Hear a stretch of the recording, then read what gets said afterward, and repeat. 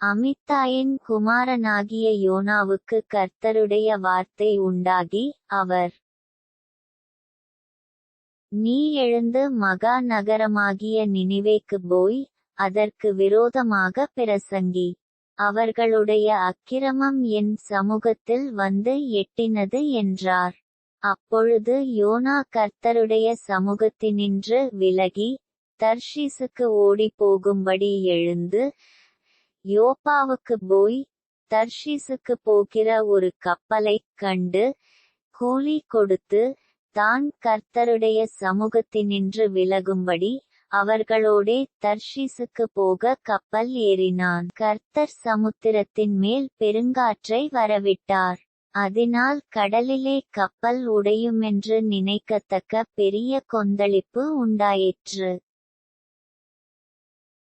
அப்பொழுது கப்பற்காரர் பயந்து, அவனவன் தந்தன் தேவனை நோக்கி வேண்டுதல் செய்து, பாரத்தை லேசாக்கும்படி கப்பலில் இருந்த சரக்குகளைச் சமுத்திரத்தில் எறிந்துவிட்டார்கள். யோனாவோவென்றால் கப்பலின் கீழ்த்தட்டில் இறங்கிப்போய் படுத்துக்கொண்டு, அயர்ந்த நித்திரை பண்ணினான். அப்பொழுது மாலுமி அவனிடத்தில் வந்து, நீ நித்திரை பண்ணுகிறது என்ன?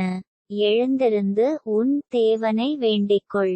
நாம் அழிந்து போகாதபடிக்குச் சுவாமி ஒருவேளை நம்மை நினைத்தருளுவார் என்றான்.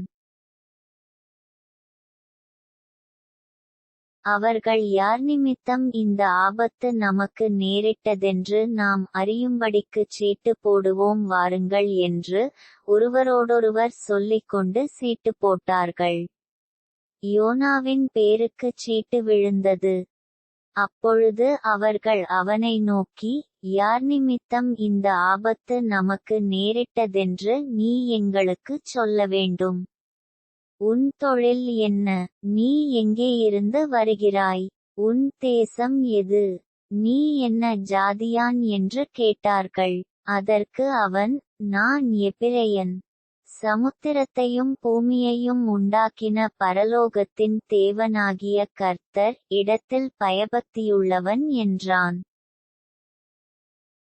அவன் கர்த்தருடைய சமூகத்தினின்று விலகி ஓடிப்போகிறவன் என்று தங்களுக்கு அறிவித்ததினால், அந்த மனுஷர் மிகவும் பயந்து, அவனை நோக்கி, நீ ஏன் இதைச் செய்தாய்?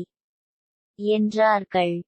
பின்னும் சமுத்திரம் அதிகமாய் கொந்தளித்துக் கொண்டிருந்த படியால், அவர்கள் அவனை நோக்கி, சமுத்திரம் நமக்கு அமரும்படி நாங்கள் உனக்கு என்ன செய்ய வேண்டும் என்று கேட்டார்கள்.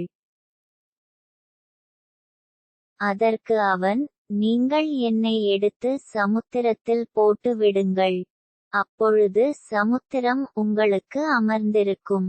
என்னிமித்தம் இந்த பெரிய கொந்தளிப்பு உங்கள்மேல் வந்ததென்பதை நான் அறிவேன் என்றான். அந்த மனுஷர் கரை சேரும்படி வேகமாய் தண்டுவலித்தார்கள். ஆனாலும் சமுத்திரம் வெகுமும்மரமாய் கொந்தளித்து கொண்டேயிருந்தபடியினால் அவர்களால் கூடாமற் போயிற்று. அப்பொழுது அவர்கள் கர்த்தரை நோக்கி கூப்பிட்டு, கர்த்தாவே, இந்த மனுஷனுடைய ஜீவநிமித்தம் எங்களை அழித்து போடாதேயும். குற்றமில்லாத இரத்தப்பழியை எங்கள் மேல் சுமத்தாதேயும். தேவரீர் கர்த்தர், உமக்குச் சித்தமாயிருக்கிறபடி செய்கிறீர் என்று சொல்லி யோனாவை எடுத்துச் சமுத்திரத்திலே போட்டுவிட்டார்கள். சமுத்திரம் தன் மும்முரத்தை விட்டு அமர்ந்தது. அப்பொழுது அந்த மனுஷர் கர்த்தருக்கு மிகவும் பயந்து, கர்த்தருக்கு பலியிட்டு பொருத்தனைகளை பண்ணினார்கள். யோனாவை விழுங்கும்படி ஒரு பெரிய மீனை கர்த்தர் ஆயத்தப்படுத்தியிருந்தார். அந்த மீன் வயிற்றிலே யோனா இராப்பகல் 3 நாள் இருந்தான்.